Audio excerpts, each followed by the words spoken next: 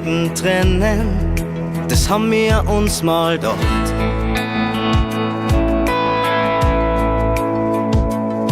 Doch wenn ich zurückschau auf die ganzen letzten Jahre, der Alltag, der hat's geschafft.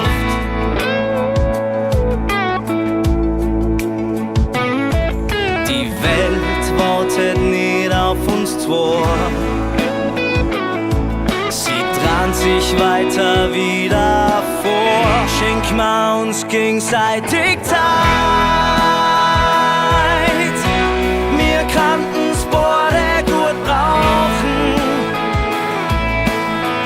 Dann ist der Weg nicht so weit. Wieder zueinander.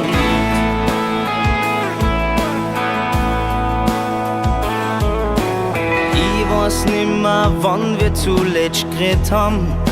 Wie lang ist es schon her?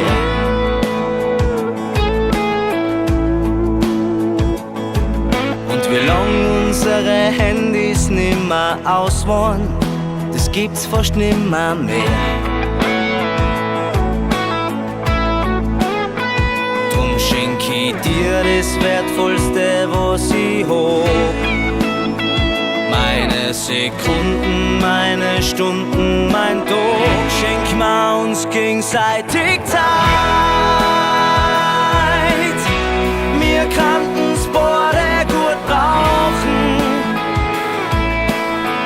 Dann ist der Weg nicht so weit.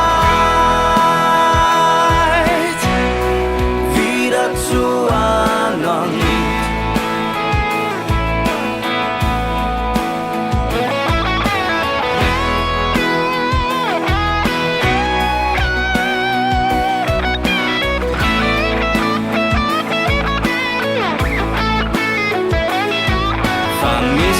Tun wir uns oft zu lang.